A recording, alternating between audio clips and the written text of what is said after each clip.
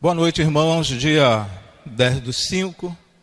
E antes de nós iniciarmos a mensagem desta noite, eu quero parabenizar a todas vocês que são mães, as futuras mamães também, pelo dia de hoje. Certamente vocês já receberam dos seus esposos um café na cama, com certeza receberam café na cama, né? Mas eu quero parabenizar vocês. Eu não posso falar em nome do pastor da igreja, mas fica aqui da minha parte, meus parabéns para cada uma de vocês que são mães. Bom, nós vamos meditar nesta noite, é o mês da família, é um mês em que nós consideramos o mês da família, é um mês que tempos atrás, muitos casamentos eram realizados nesta data. E neste mês da família fiquei bastante satisfeito com o tema proposto por vocês, famílias restaurando o altar de Deus. Achei excelente, porque nós realmente precisamos restaurarmos o altar de Deus. E quero parabenizar aos pastores desta igreja, a liderança desta igreja, aos membros desta igreja, por vocês estarem focados em família, porque se nós não focarmos em família, a nossa sociedade, o nosso país ficará desestruturado. Agora, se nós trabalharmos a família, trabalharmos dentro da família, trabalharmos com as famílias, aí sim teremos uma sociedade fortalecida. E uma sociedade fortalecida ninguém consegue derrubar. Ninguém. Porque o maior pilar, um dos maiores pilares começa dentro do lar. Se o lar não estiver edificado sobre a rocha, se o lar não estiver estruturado, de nada vai adiantar alguém querer fazer alguma coisa ou algo pelo país. Porque já começa errado dentro de casa. E se começa errado dentro de casa, lá fora também vai dar errado. E principalmente na vida daqueles que nos governam. Aqueles que nos governam, se tiver uma família desestruturada, certamente o Estado, a nação será desestruturada. Então esta mensagem nesta noite, o ideal seria que pudesse ter uma abrangência muito grande, mas muito grande mesmo, a fim de que pudesse chegar a cada um dos nossos líderes. Eu sei que é praticamente impossível, mas o bom seria, nesses contatos que nós temos, mandarmos assim esses links, mandarmos os zaps para essas pessoas, para ver se essas mensagens chegam até a casa deles. Que eles possam assistir, que o filho assista, que a esposa assista. Nós sabemos que o tempo deles é um tempo assim, é uma agenda muito cheia, mas é necessário trabalhar em família. E eu agradeço muitíssimo a Deus por vocês terem proposto este tema, famílias restaurando o altar de Deus. E eu quero iniciar orando, tá? Quero iniciar orando, agradecendo ao Senhor por mais este momento, agradecer à Primeira Igreja Batista em Itaipuaçu, quase que não sai, Primeira Igreja Batista em Itaipuaçu, na presença de seus pastores, da sua liderança, quero parabenizá-los. Fica aqui o meu agradecimento por mais esta oportunidade. Eu não sei como vocês têm coragem de me chamar outra vez. Todo ano é pastor Cláudio, eu não sei onde vocês estão com a cabeça. Ou trocaram os membros da igreja, ou esses membros da igreja estão assim com um pouco de esquecimento. E aí, vamos chamar o pastor Cláudio. Ou então, aquela ideia, não tem ninguém para chamar, vamos chamar o pastor Cláudio. Mas eu quero orar com os irmãos primeiro, e depois nós estaremos lendo um texto da palavra do Senhor, que encontra-se proposto pelos irmãos, encontra-se em 1 Reis, capítulo de número 18. Vamos orar. Pai querido, de infinita misericórdia, queremos te render graças por tudo quanto tens feito em nossas vidas.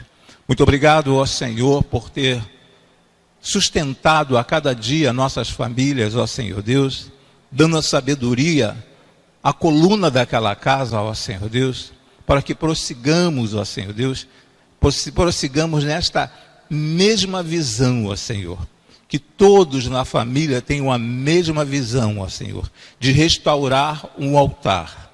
Sabemos que em muitas famílias estes altares estão, ó Senhor Deus, em ruínas, mas nós queremos te suplicar em nome e por amor de Cristo Jesus, que nesta noite, ó Senhor Deus, 10/5, 10 de maio, queremos te pedir, ó Senhor, que tu venhas intervir nestas famílias. Nós te agradecemos e te suplicamos em o nome e por amor de Cristo Jesus. Amém e amém, Senhor. Amém, Jesus. Queridos, se você tem uma Bíblia, lógico que você tem uma Bíblia, não é? Se você tem uma Bíblia, eu gostaria que você pegasse a sua Bíblia. Eu sei que você já pegou a Bíblia, porque está no horário aí do culto, e o culto não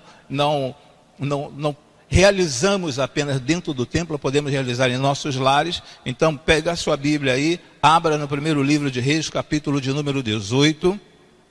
Nós estaremos lendo até o versículo de número 4. Mas teremos como base, tomaremos como base o capítulo 18, versículo de número 30. Ok? Mas vamos lá então. Primeiro livro de Reis, dos Reis, capítulo 18, versículo de 1 até o versículo de número 4. Que diz assim a palavra do Altíssimo. E sucedeu o quê? Depois de muitos dias, a palavra do Senhor veio a Elias no 3º ano, dizendo: vai, mostra-te a Acabe, porque darei chuva sobre a terra. Foi Elias mostrar-se a Acabe, e a fome era extrema em Samaria. E Acabe chamou a Obadias, o mordomo, e Obadias temia muito ao Senhor. Porque sucedeu que, destruindo Jezabel os profetas do Senhor, Obadias tomou 100 profetas, de 50 em 50, os escondeu numa cova e os sustentou com a mão, ou melhor, com pão e água. Ok, nós vamos falar um pouco a respeito deste tema, e principalmente, você vira aí a tua página, porque eu já virei a minha aqui, lá no versículo de número 30, é a parte B deste versículo, que nos fala desta forma. E Elias, versículo de número 30, que nos diz assim: então Elias disse ao povo: chegai-vos a mim. E todo o povo se chegou a ele, e reparou o altar do Senhor que estava quebrado. Deixe-me falar, vamos falar o contexto aqui desta situação. Acabe foi o 7º rei de Israel. Seu pai Onri foi antecessor dele, e a própria palavra, a partir do capítulo de número 17, nos diz que ele foi o pior rei. Um dos piores reis de Israel foi Acabe. Mas ninguém nasce assim, ruim. Ninguém nasce, começa a sua vida, a sua trajetória ruim. Sempre tem alguém que vem interferir na nossa vida, na nossa trajetória, na nossa profissão, na nossa família. E aqui aconteceram três coisas com Acabe. A primeira coisa que eu quero destacar, antes de entrar aqui no texto, dentro do contexto histórico, é que Acabe, ele desfez tudo quanto o pai dele havia feito, tudo quanto os reis antecessores de Israel haviam feito. Então Acabe, ele desprezou o Senhor. Ele começou a levar o povo para um outro caminho, não aquele caminho que o Senhor Deus queria, gostaria que ele conduzisse o povo.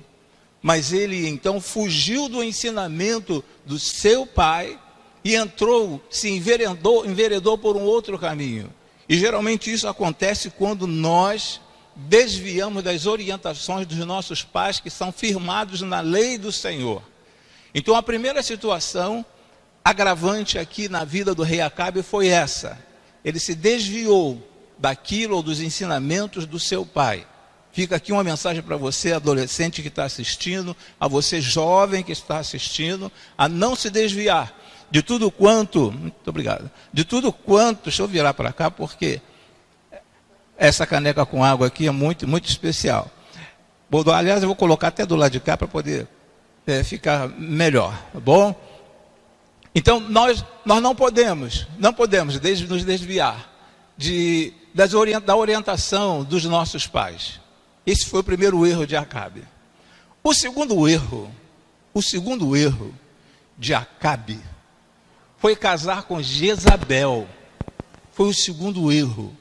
Casar com Jezabel, uma mulher que veio de uma terra distante, Haja vista que o nome do pai dela era Etibaal.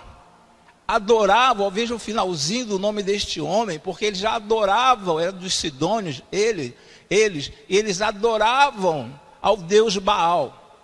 E aí foi uma negociação de família, e fez com que Acabe casasse com Jezabel. E aquela mulher, imagine uma mulher ruim, imagine uma mulher assim que atrapalha o caminho, que atrapalha a vida do homem, foi Jezabel. Se o negócio já não estava tão bom para Acabe, imagine depois que ele casa com Jezabel. Ele tinha 400 profetas. E agora ele casa com uma mulher que traz mais 450. Então são 850. São 850 homens que estão ali voltados contra a lei do Senhor. E aquela mulher adorava também a Baal. Então este foi um segundo erro de Acabe, o segundo tropeço na vida de Acabe. Estou aqui só na entrada, estamos assim no corredor para chegar na sala, para depois chegarmos na cozinha. Ainda nós não começamos a falar sobre o texto em si. Mas este foi o segundo passo errado de Acabe, casar com Jezabel, numa transação política. Ele não soube escolher. Ele já era adulto, ele poderia tranquilamente escolher: pai, eu quero casar com fulana, eu quero casar com uma mulher de Israel, eu quero casar com uma mulher temente a Deus. Mas não, ele se deixou levar, igual muitas pessoas se deixam levar pela influência de outros, para se aproximar, para namorar, para noivar, para casar com uma pessoa que não professa, veja bem, não professa o mesmo Deus que nós professamos, o mesmo Deus que você professa. Então a tendência, de repente, é você desviar do caminho. Ah, não, porque eu estou casando com essa menina, estou casando com esse rapaz, eu vou trazer para o lado do Senhor. De repente pode até acontecer, mas a probabilidade muito grande, é de repente você se afastar, assim como Acabe se desviou do caminho do Senhor. Então foi o segundo tropeço na vida de Acabe. O terceiro tropeço na vida de Acabe, não vou dizer que foi um tropeço, mas foi o que Deus fez com ele. Deus colocou Elias diante de Acabe. Colocou diante de um homem que não tinha o menor interesse pelo povo, não tinha o menor interesse pela nação, não tinha o menor interesse pelas leis do Senhor. Tanto é que nos capítulos anteriores, nos versículos anteriores, nós vamos ver que ele está saindo para procurar feno, procurar comida para os seus animais. Ele não estava preocupado assim, como que eu vou conseguir água para este povo? Como que eu vou conseguir água para manter a lavoura? Então ele estava preocupado em sair para buscar feno, buscar grama, buscar alguma coisa para alimentar os animais. E aí o Senhor Deus então envia Elias para falar com Acabe. E quando Elias chega para falar com Acabe, uma das primeiras coisas que Acabe fala para Elias, chama Elias de perturbador. Você é um perturbador. Certamente que ele sabia daquele profeta, porque a sua esposa já havia mandado acabar, aniquilar com todos os profetas, com todos os sacerdotes. Tinha mandado aniquilar. E Obadias foi escondendo de 50 a 50. Mas sobrou Elias. E agora Elias tem que se apresentar. Elias se encontra com Obadias e fala assim: olha só, vai lá e fala com Acabe que eu quero conversar com ele. Então ali foi a terceira situação difícil na vida de Acabe. Muito bem. Famílias restaurando o altar de Deus. Nós começamos a observar aqui, logo nessa leitura, Elias restaurou o altar do Senhor que estava em ruínas. É o capítulo 18, versículo 30, parte B. Nós encontramos isto. E aí nós vemos, dentro desta imagem que os irmãos estão observando aí, esse slide, vemos uma ideia de um amontoado de pedras. Eu quis colocar isso aqui como se fosse o altar que fora totalmente destruído, porque Acabe ele não saiu de Israel. Acabe, ele não foi para um outro país, ele estava em Israel, e era para ter mantido ali o altar do Senhor, mantido de uma forma, da forma como o Senhor Deus queria que o altar fosse mantido, porque ali era apresentado o holocausto, mas ele não foi ligando e foi se deteriorando, e eu coloquei esta imagem aqui para os irmãos olharem, porque dá uma ideia assim de ruínas, e assim que estava o altar do Senhor. E às vezes também a nossa vida, a nossa família também está assim. A minha família não está pedra do lado de pedra não, pastor, mas às vezes observe que tem pedras maiores, pedras menores, pedras de um ângulo diferente totalmente do outro. Às vezes as famílias estão assim. E o que nós precisamos fazer em todo o tempo é restaurar o altar do Senhor. Se você conhece alguém cuja família está destruída, o altar esteja destruído, é uma oportunidade que Deus está dando a você para que você ajude esta família a restaurar este altar. Dito isto, vamos ver o seguinte: para restaurarmos o altar de Deus, para restaurarmos o altar de Deus, você tem que fazer alguma coisa.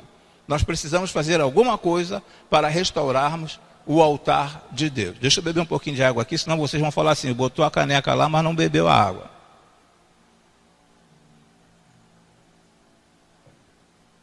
Nós precisamos, isso é para mexer com o pastor Altair, nós precisamos, para restaurarmos o altar do Senhor Deus, precisamos fazer alguma coisa. Temos que fazer algo. A primeira coisa que nós precisamos fazer, primeira coisa que você precisa fazer, está aí nesse slide, é falar a palavra de Deus. Quando nós vamos lá para a 1 Reis, capítulo 17, versículo de número 1, a palavra nos diz dessa forma: então Elias, o tesbita, dos moradores de Gileade, disse a Acabe: vive o Senhor Deus de Israel, perante cuja face estou, que nestes anos nem orvalho, nem chuva haverá, senão segundo a minha palavra. Irmãos, é impressionante aqui que Acabe não chega para aquele pessoal e fala assim: olha, gente, o que vocês estão precisando para restaurar o altar de vocês? O que vocês estão precisando para restaurar o altar de vocês? Foi iniciativa de Elias, foi iniciativa desse servo do Senhor para que o altar fosse restaurado. Então nós precisamos fazer alguma coisa para restaurarmos este altar. E o que eu preciso fazer? Eu preciso falar a palavra de Deus. Aqui é uma conversa entre o Senhor Deus e Elias. Uma palavra entre os dois. Não houve um clamor da parte do povo. O povo não chegou e falou: Elias, por favor, Elias, em nome do Senhor, em nome de Yahvé, clame ao Senhor, porque nós estamos passando por dificuldades. Não. Foi uma conversa a dois de Deus com Elias. Então a primeira coisa que você deve fazer, a primeira coisa que nós precisamos fazer é falarmos da palavra de Deus àquelas pessoas que estão com a família desestruturada. Eu não estou falando aqui em pregar a palavra de Deus. Sim, você tem que fazer isso, pregar a palavra de Deus. Eu estou falando para você levar uma palavra para tentar estruturar esta família. Se alguma coisa está dando errado nesta família, você chegar lá e lógico, alguém pedindo o seu auxílio, você chegar ali e começar a identificar, nós chamamos de ID, né? De PI, melhor dizendo, paciente identificado. Você vai ter que identificar o paciente dentro daquela família. Às vezes é uma pessoa só que está causando, sabe, a destruição de todo o altar. Então você precisa identificar o paciente ali. Quem é que está causando o problema dentro desta família? E também não é chegar e falar assim: é você. Não, não é assim. É você chegar devagar e conversar depois, a sós, depois que você fizer esta descoberta dentro da família, quem é o causador do problema. Vamos trazer em outra linguagem, tá? Quem é o causador do problema? Porque é um tal de assim, foi fulano, é ele, ela é culpada, mas foi ele, mas ele disse, mas ela falou. Mas de repente, aquela pessoa que está quietinha em casa, ela é a causadora do problema. Então nós precisamos identificar e levarmos esta palavra, levarmos uma palavra de restauração para aquela família. Você precisa sentar, ter assim um bom discernimento da parte de Deus, pedir ao Senhor para te ajudar, para que possamos então trazer, esse altar de volta da forma como o Senhor quer. É isso que nós precisamos fazer. Quantas famílias desestruturadas você conhece? Quantas famílias desestruturadas você conhece? De repente eu estou falando para pessoas que estão com a família desestruturada, estão dentro da igreja, mas a família está desestruturada. E aí começa a culpar um, começa a culpar outro, começa a culpar o governo, começa a culpar a falta de verba, mas de repente o paciente identificado está ali dentro, está quietinho. Então nós precisamos identificar a pessoa e começarmos a trabalhar com esta pessoa e mostrar o que ela está causando, no seio da família, no meio da família. E foi justamente isso que começou, foi essa conversa entre Deus e Elias. Foi justamente aí. Depois o Elias, dentro desse capítulo de número 17 e o capítulo de número 18, nós vamos ver a reação deste povo. Dentro desse outro slide que nós falamos ainda há pouco do versículo 17, capítulo 17, versículo 1, parte B, nos fala assim: então Elias, o tesbita.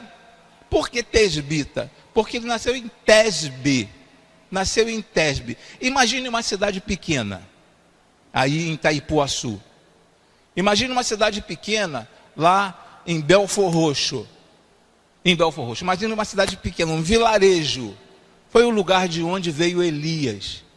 Praticamente não se via no mapa, não existia no mapa. Mas quando nós menos esperamos, de onde nós menos esperamos, Deus levanta pessoas. Deus levanta pessoas para que possa fazer e trazer a diferença para a sociedade, e fazer a diferença dentro da família.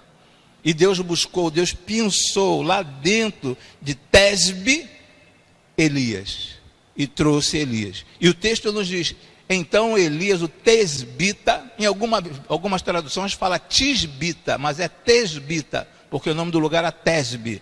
Então, Elias, o tesbita, dos moradores de Gileade, disse a Acabe. Aí vem a palavra de Elias para Acabe.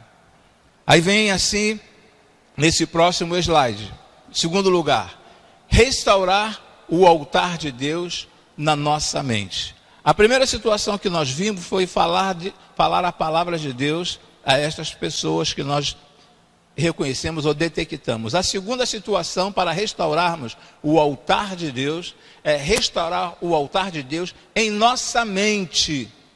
Eu preciso restaurar o altar de Deus na minha mente, porque aparentemente está tudo bem na minha cabeça. Aparentemente. Você pergunta ao irmão: e aí, irmão, como é que está na sua casa? Está tudo bem. Como é que está por lá? Está tudo funcionando normalmente. Deus está no controle. A expressão sempre é essa: Deus está no controle. Deus está no controle. Deus está no controle de todas as coisas. Mas será que está no controle de todas as coisas dentro da sua família? Então, restaurar. Em segundo lugar, restaurar o altar de Deus em nossa mente. Aí no capítulo 18, versículo de número 21, conforme vocês estão vendo aí no slide, nos diz o seguinte, versículo 21. Então Elias se chegou a todo o povo e disse: olha só, ele não chegou a meia dúzia de pessoas. Elias não chegou e falou assim: escolhe algumas pessoas aí, para que eles possam ouvir o que Deus vai realizar, ou irá realizar. Mas é interessante que dá a entender aqui pelo texto, então Elias se chegou a todo o povo. Então foi uma multidão para ver o que iria acontecer. Uma multidão curiosa para saber o que iria acontecer. Quem iria vencer a batalha? Será que era o Deus de Israel ou será que seria Baal? Então o povo foi. E no restante do versículo, no finalzinho do versículo, nos fala assim: então Elias se chegou a todo o povo e disse: até quando? Ele estava imaginando que Elias ia chegar e falar assim: povo querido, povo amado, povo escolhido, vocês são sacerdotes, vocês são heranças do Senhor. Eu creio que eles estavam pensando que Elias, eles sabiam quem era Elias, que Elias era o profeta. Então eles estavam pensando que Elias ia chegar com as palavras assim, uma palavra melodiosa, sabe? Uma palavra assim, acalantadora, uma palavra que trouxesse um bálsamo para a vida deles. Mas observe a palavra de Elias: até quando cocheareis entre dois pensamentos? Se o Senhor é Deus, seguiu; se é Baal, seguiu. Porém o povo lhe não respondeu nada. Elias então chega para aquele povo e fala assim: olha, se vocês adoram o Deus de Israel, vocês devem se posicionar. Agora, se é a Baal, vocês também têm que se posicionar. Porque existia aquele, às vezes existe no nosso meio, às vezes existe no meio evangélico, um povo que está meio assim, ó, meio lá, meio cá, meio lá, meio cá. E Elias chama o povo para uma conversa e fala: até quando cocheareis? Até quando vocês vão ficar na dúvida? Até quando vocês vão ficar na dúvida? Porque é tranquilo chegarmos na igreja ou em uma igreja, assentarmos, cruzarmos o braço, colocarmos a mão aqui no apoio do banco da igreja ou da cadeira da igreja. É normal nós fazermos isto. Mas Elias chega e pergunta ao povo: até quando vocês vão ficar em dúvida? Vocês ficarão com dois pensamentos. Dois pensamentos. Irmãos, ele não estava falando a um povo misto, ele não estava falando a um povo de 2, 3 ou 4 nações, ele estava falando a um povo de uma nação, cujo rei era Acabe. Era o povo de Israel, era o povo escolhido. Mas o povo, com o passar do tempo, devido à liderança, que a liderança influi muito no comportamento do povo, não apenas a liderança lá no teu ministério, não apenas a liderança pastoral, mas também lá fora na política. Na política também eles conseguem trabalhar na cabeça de algumas pessoas para que as pessoas fiquem em dúvida quanto ao comportamento. Olha, o caminho certo é por aqui. Aí o povo vai por aqui. Por quê? Porque aquele líder está falando. Porque aquele político está falando. Então as pessoas vão atrás. E às vezes são evangélicos que seguem essas orientações. É como se Elias estivesse falando para os nossos dias: até quando vocês vão ficar neste pensamento? Vocês servem ao Senhor ou não servem ao Senhor? Vocês vão ficar com essas ideias aí que são colocadas de desestruturação de família, vão ficar com essa ideia de aborto, vão ficar com essa... Até quando? E ó, cá para nós, existem cristãos que estão nesse pensamento aí, acreditam e ainda defendem essa ideia de tudo quanto foi falado outrora, mas graças a Deus, as coisas estão mudando, para a honra e glória do Senhor. Mas Elias pergunta assim: até quando vocês vão ficar em dúvida sobre dois pensamentos? E aí ele vem depois falando: se o Senhor é Deus, seguiu. Se você é um servo do Senhor, segue ao Senhor. Se você é uma serva do Senhor, segue ao Senhor. E aí ele termina falando assim: se esse Baal, ou se é a Baal, seguiu. Porém o povo não lhe respondeu nada. A pior coisa que tem é você ficar na inércia. A pior coisa que tem é você ficar quieto. E quando eu fico quieto, eu sou conivente com o pecado. Quando eu fico quieto, não, eu não quero me envolver nessa situação, quero ficar na neutralidade. Vou ficar na neutralidade. O pecado nos leva a fazer isso. Se eu tenho uma convicção, se eu sei a quem eu estou adorando, eu tenho uma ideia fixa, isso está errando, isso está errado. O altar do Senhor não tem condições de ser reestruturado se permanecer deste jeito. Mas o povo ficou calado. O povo ficou calado. E quais são as expressões que nós ouvimos hoje em dia? Deixa a menina. Deixa o menino. Você já foi jovem. Deixa a menina. Ela não é a primeira nem vai ser a última. Ele não é o primeiro nem o último. Deixa eles. Deixa eles experimentarem a vida. E às vezes são filhos de pais evangélicos. Por quê? Porque se acostumaram com a situação. Se acostumaram. De tanto assistir, sabe, de televisão, de tanto ouvirem alguns determinados pregadores falando a respeito, e que aliás hoje em dia não se fala mais de pecado dentro da igreja. Hoje em dia não se fala mais de pecado, ou melhor, poucas igrejas se fala a respeito do pecado dentro da igreja. Porque se eu falar do pecado dentro da igreja, eu vou magoar fulano de tal, a família tal. Mas é necessário que Deus continue levantando profetas para que fale a respeito do erro. Porque enquanto não consertar o erro, este altar não será reestruturado. Mas o povo ficou calado. O povo ficou calado. Continuaram ali, mas ficaram calados. E o texto nos diz assim: então Elias se chegou a todo o povo e disse: até quando cocheareis entre dois pensamentos? Se o Senhor é Deus, seguiu. Se é Baal, seguiu. Porém, aí observe que nesse slide eu grifei, sublinhei, risquei embaixo para que vocês pudessem entender aí. O povo nada lhe respondeu. O povo nada lhe respondeu. Observe que em algumas das nossas igrejas, em assembleias, ou quando tem que se tomar alguma decisão em relação a alguma coisa que aconteceu de errado, alguns erguem o braço pela metade, outros suspendem o braço até em cima, mas outros mantêm com o braço aqui embaixo. Não tem convicção.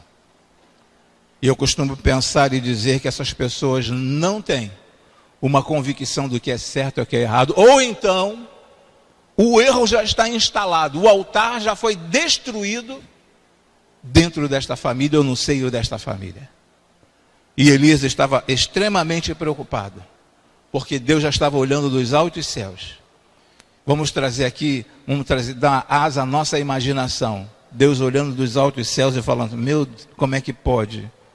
Aquelas pessoas que eu tirei do Egito, aquelas pessoas que eu fiz atravessar pelo deserto, essas mesmas pessoas que eu alimentei, essas pessoas que eu coloquei numa terra que emana leite e mel, agora eles estão com dois reinos divididos, reino do norte e reino do sul, já se separaram, já houve uma briga, já houve um racha, e agora esse povo não está conseguindo visualizar que o altar está destruído. O povo nada lhe respondeu. E nós precisamos, você precisa, eu preciso, nós precisamos nos posicionar diante daquilo que o Senhor Deus tem e quer para cada um de nós. Aquilo que Deus quer para a nossa família. Ele quer isso aqui, é love, ele quer amor dentro das nossas famílias. É isso que Ele quer. Mas para que haja amor dentro da família, muitas das vezes é necessário correção. É necessário uma correção. É não olhar para a família e ficar quieto.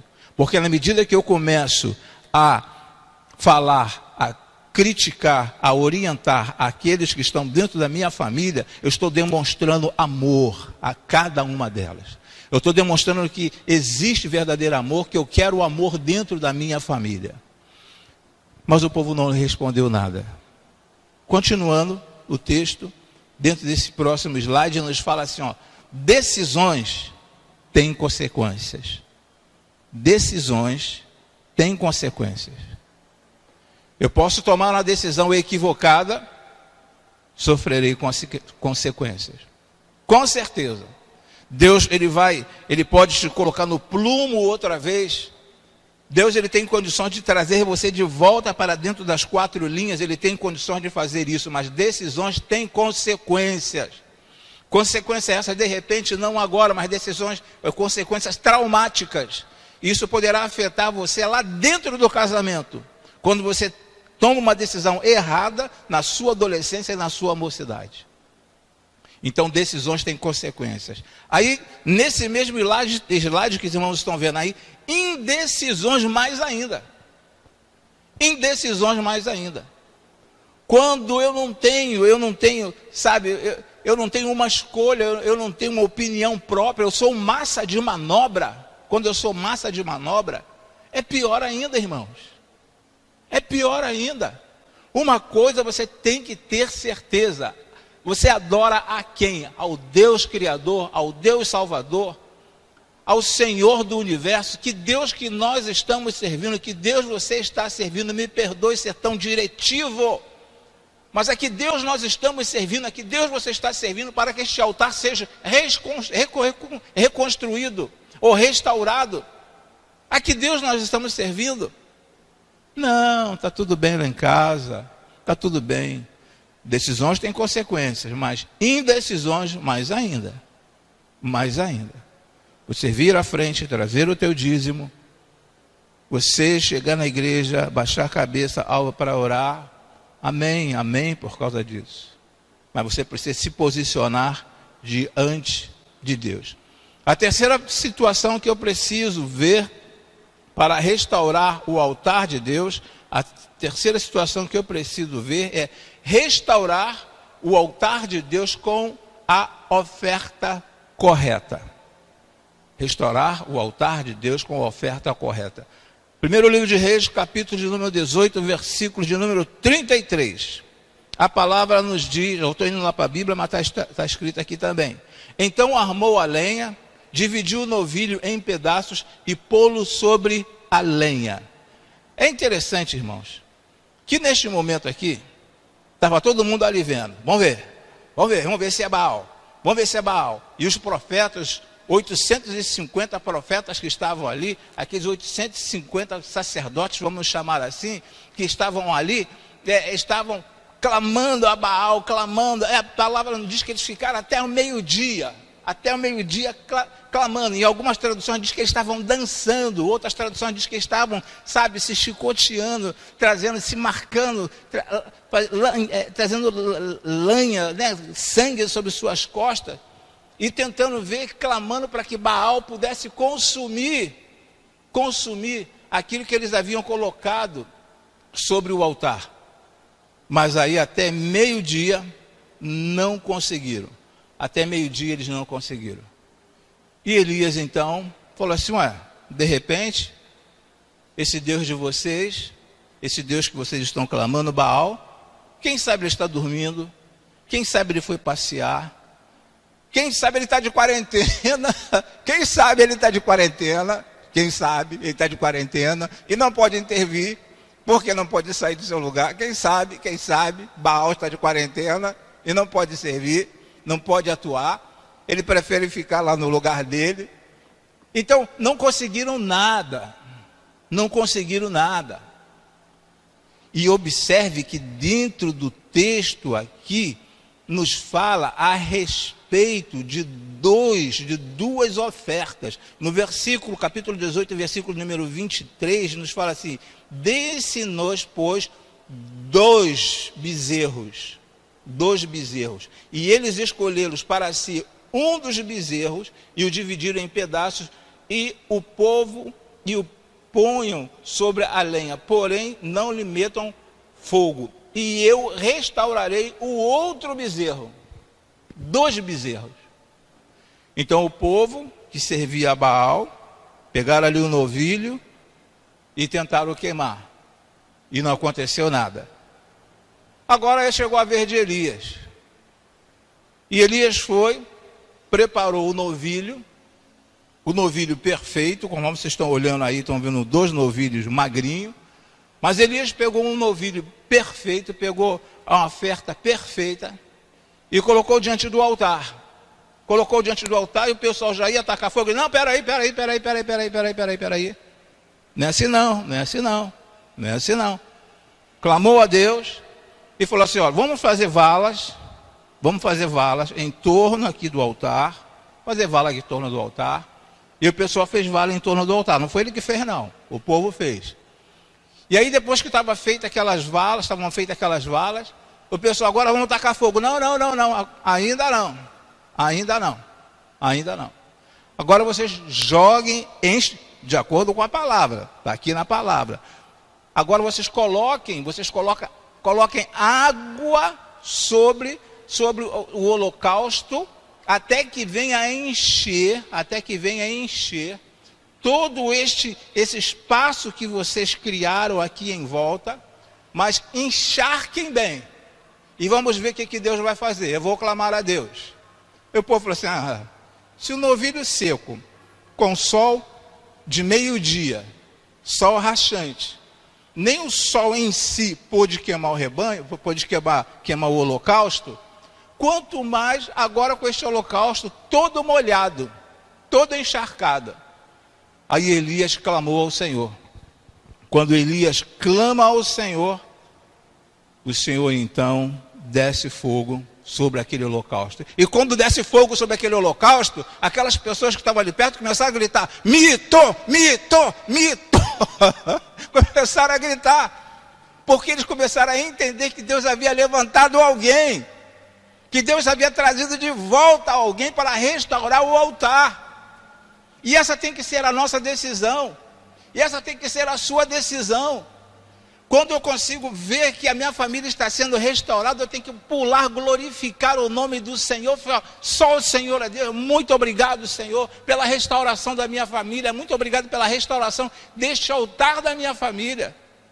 Eu te louvo, Senhor, por causa disto. Aí então a própria palavra nos diz que Elias mandou que colhessem 12 pedras. Colhem aí 12 pedras, simbolizando cada tribo de Israel. Aí eles pegaram lá, colocaram isso, de chamarem lá Elias de mito, né? Colocaram lá 12 pedras, ele arrumou aquele local e mostrou ao povo o que Deus queria. Qual era o tipo de altar que Deus queria? Deus não queria um amontoado de pedra qualquer. Deus não queria isto. Deus não queria um holocausto, uma oferta qualquer. Deus não queria isto. Da mesma forma que Deus não quer que constituiu-se uma família, mas como está essa família? Como está essa família? Deus quer que haja o casamento entre homem e mulher. Deus quer que haja o casamento entre homem e mulher.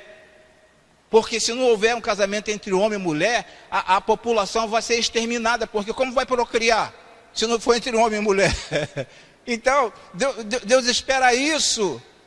Deus espera isso. Então, eu preciso ver como está a minha família para restaurar este altar. E o Senhor Deus, então, ele pegou ali, mandou que Elias pegasse, né?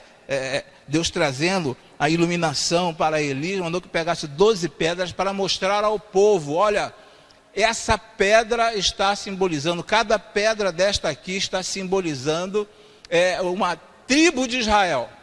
Uma tribo de Israel. Então, o que eu quero, Deus falando para Elias e Elias transmitindo para o povo. O que eu quero é um altar restaurado. Esse é o altar que eu quero. E como está o nosso altar?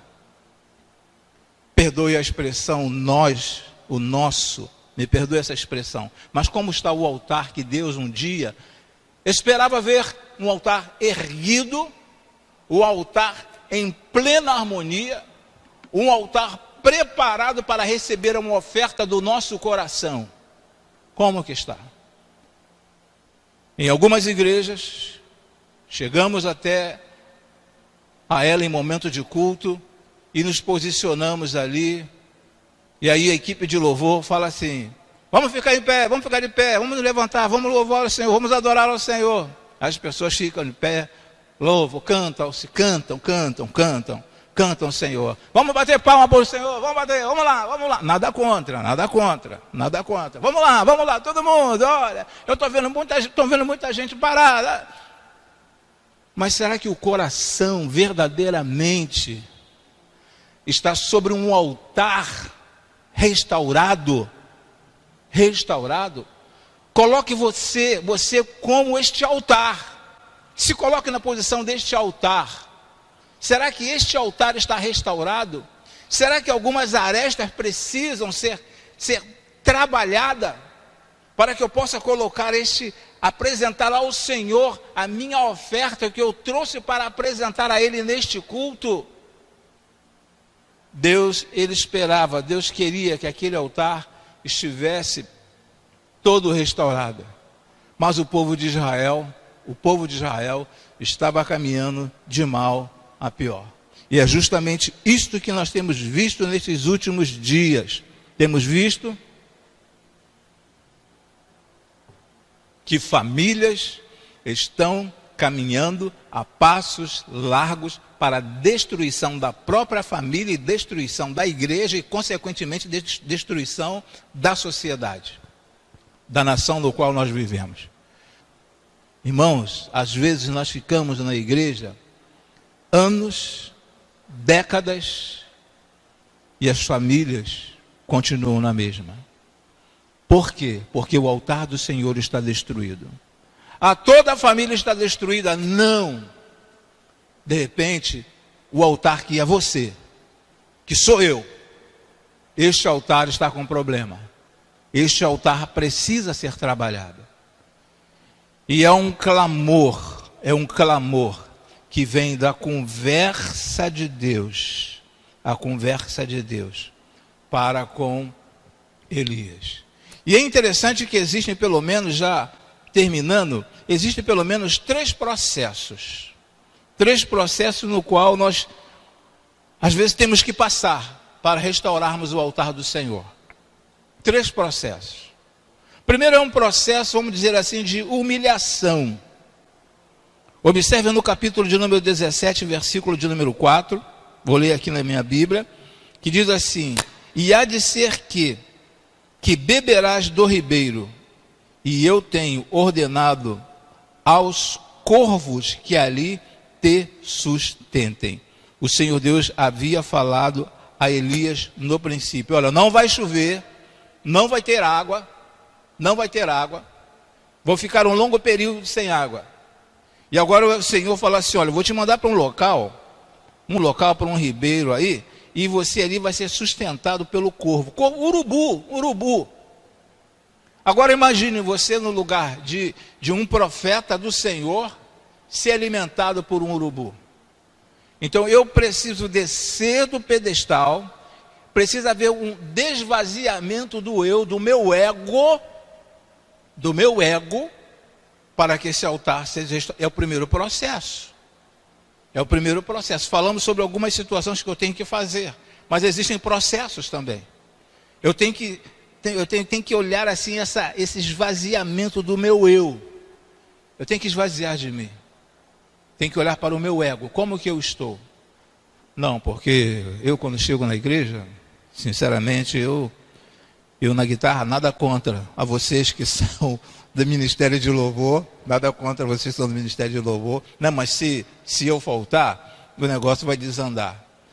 Falta um back vocal, não, porque eu tenho que ir, né? Porque se eu não for, como é que vai ficar lá a equipe de louvor? Como é que vai ficar a equipe de louvor? Aí tem a figura do pastor também. Não, porque se eu não for, se eu não estiver à frente, não vai funcionar. Eu tenho que estar à frente. Há necessidade do esvaziamento do eu. Este é o primeiro passo que eu preciso tomar. Primeiro passo. Para que eu possa reconstruir este altar do Senhor. Ok? Falamos sobre algumas situações que devemos fazer. Agora estou falando assim de uma forma bem pessoal. A segunda situação que nós encontramos aí no capítulo de número 17, nós vamos ver aqui no versículo de número 9. Capítulo 17, versículo de número 9. Levanta-te e vai a Serepta, que é Sidom, e habita ali. E eis que eu ordenei ali a uma mulher viúva que te sustente. Ele sai de um lugar ruim e parece assim: não, Deus agora vai me colocar num lugar maravilhoso. Deus manda ele para outro lugar para ser mais humilhado ainda, que era para ser sustentado por uma mulher. É a qualificação que o Senhor Deus ele vem colocando em nossas vidas, irmãos. São processos. Processos. Ah, não. Eu estou tão bem nesse ministério aqui. Olha o altar como é que está. Olha só o altar como é que está. Eu estou tão bem nesse ministério. Injustiça. Elegeram colocar o outro no meu lugar. Elias estava sendo sustentado por um corvo, saiu daquele lugar e foi para um outro lugar, para ser sustentado por uma viúva em Serepta, que é Sidom. Ele foi sustentado por uma viúva. Hoje em dia, a coitada das pensionistas já ganham pouquíssimo. Imagine naqueles dias. E tanto é que a mulher falou assim: olha só, o que eu tenho é para fazer para mim, para o meu filho, e depois nós vamos morrer, porque nós não temos mais nada. Não temos mais nada. Mas ele chegou com tamanha autoridade e falou assim: ó, faz primeiro para mim, e não vai faltar farinha, e não vai faltar azeite na sua casa. E no versículo de número 12 fala assim, ó, porém ela disse: vive o Senhor, teu Deus, que nenhum bolo tenho, senão somente um punhado de farinha numa panela, e um pouco de azeite numa botija. E vês aqui, apanhei 2 cavacos, e vou prepará-lo para mim e para o meu filho, para que comamos e morramos. Em outras palavras, profeta, olha só, tem nada, não tem nada. Estamos de quarentena, não podemos sair para trabalhar, e não tem mais nada em casa, profeta. Não tem nada em casa, só tem isso aqui, ó, nós vamos comer e vamos morrer, profeta.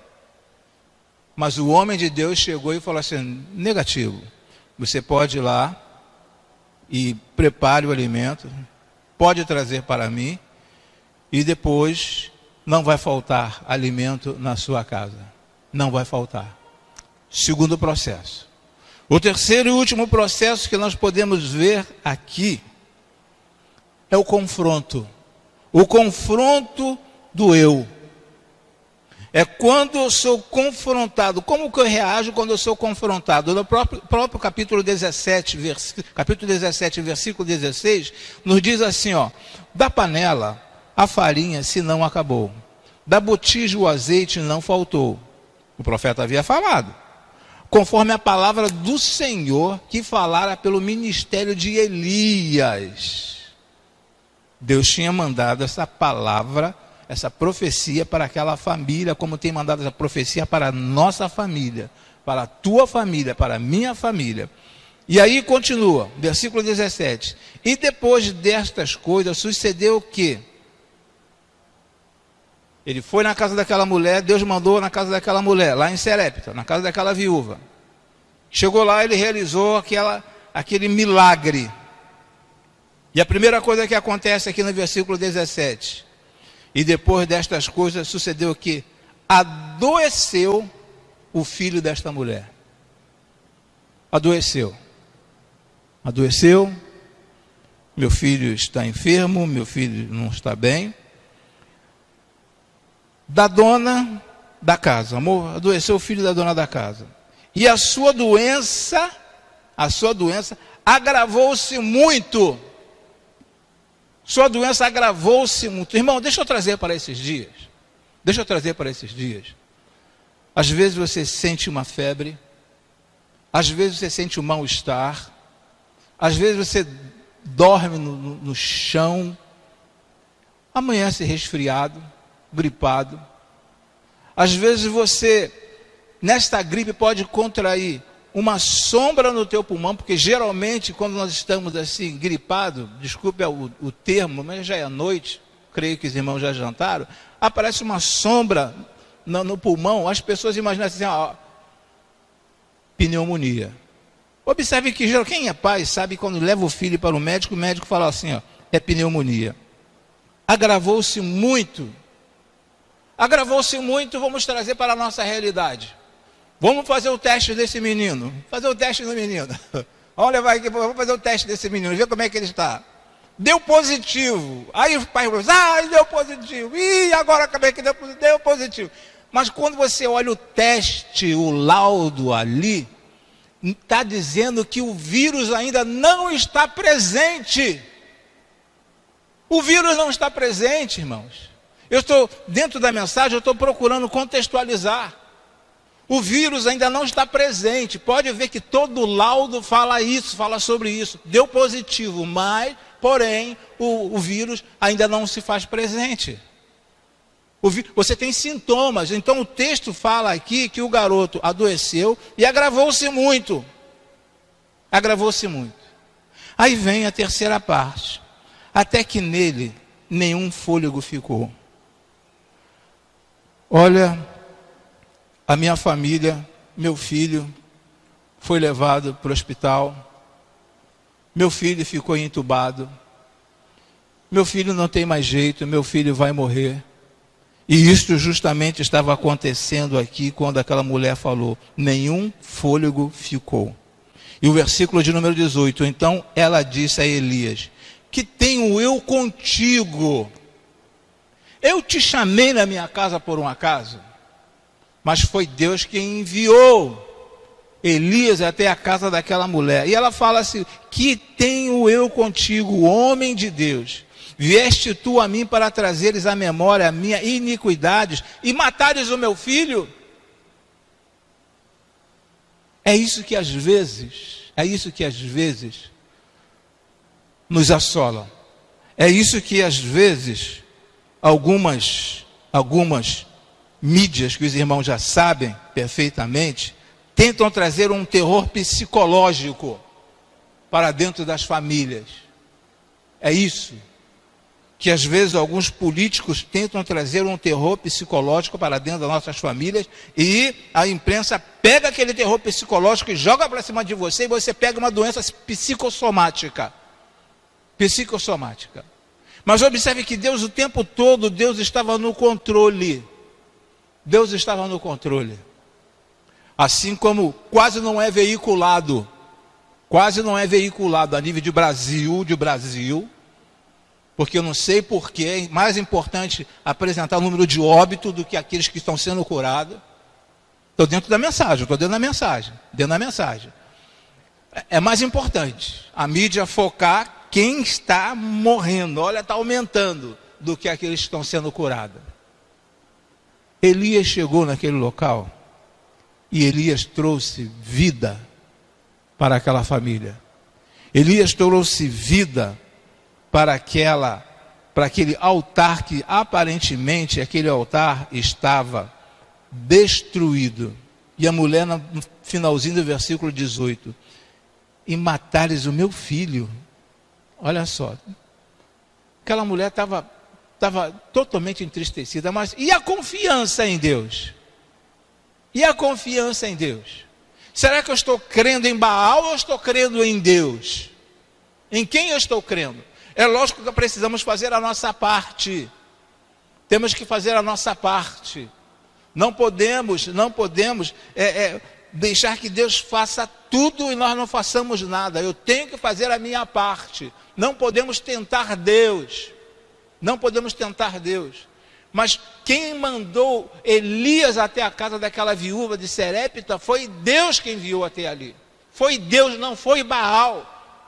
E eu quero dizer para você, já finalizando esta mensagem, que Deus está no controle da sua família. Se o altar da sua família está derribado, se o altar da tua família está destruído, está desmoronado, está em ruína, está trincado, Deus quer restaurar esta família. Deus quer restaurar a tua família. Deus quer restaurar, sabe, aquilo que existe de mais precioso que Ele criou. Aquilo que existe mais precioso que Ele criou, que é a família. Ele está querendo fazer isso, irmãos. E para isso Ele tem levantado homens, tem levantado mulheres, para que você aumente a sua fé. Nesse período que eu estou em casa, quantas pessoas já pegaram a Bíblia para ler? Quantas pessoas param para assistir o vídeo, a gravação que o seu pastor faz, que outros pastores da igreja fazem, que seminaristas da igreja fazem?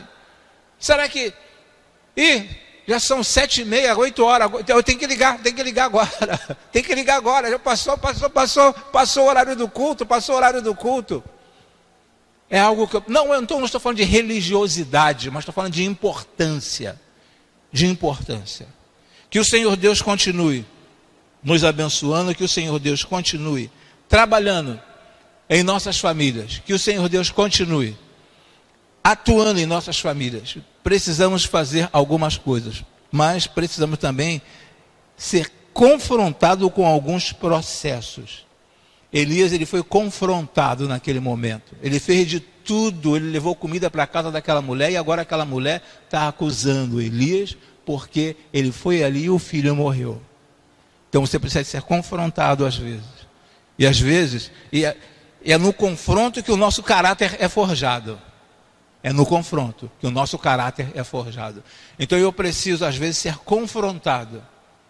Meu Deus, eu preguei nesta manhã, mas o irmão não entendeu, o irmão me ofendeu lá na porta, o irmão falou alguma coisa que eu não gostei. É confronto, irmãos. Eu preciso ser confrontado.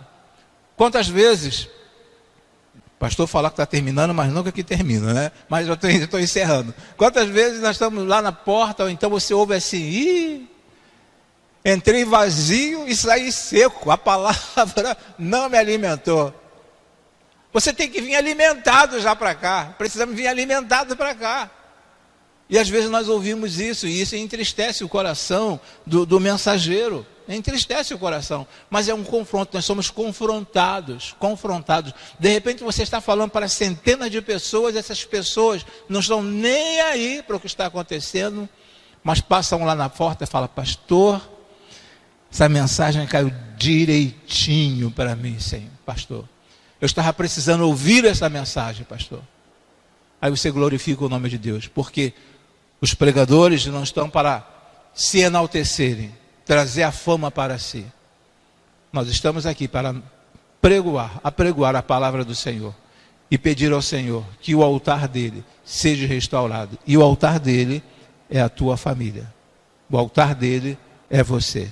Que o Senhor continue abençoando a cada um de nós. Que o Senhor continue abençoando a cada um de vocês, a cada família. E vamos ver como está o nosso altar. Vamos orar neste momento? Eu quero orar por você e orar também pela tua família. Pai, em nome e por amor de Cristo Jesus. Senhor, tira da inércia, ó Senhor Deus.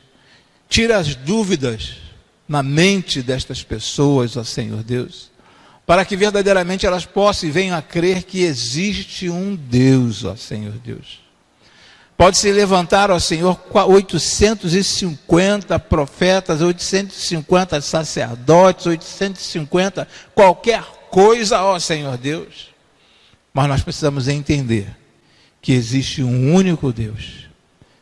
E é o Deus que é capaz de restaurar o altar da nossa família. Restaurar o altar da minha vida. Ajude-nos, ó Senhor Deus. E continue tendo misericórdia de cada um de nós. Muito obrigado por tudo quanto tens feito a cada um de nós.